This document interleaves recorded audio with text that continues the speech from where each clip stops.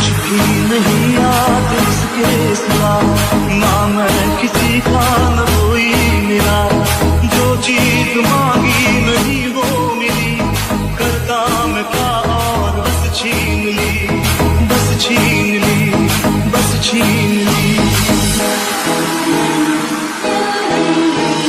मैं भी शराफत से जीता मगर मुझको शरीफों से लगता था डर, सबको पता था मैं कमजोर हूँ, मैं इसलिए आज कुछ और हूँ, कुछ और हूँ, कुछ और हूँ।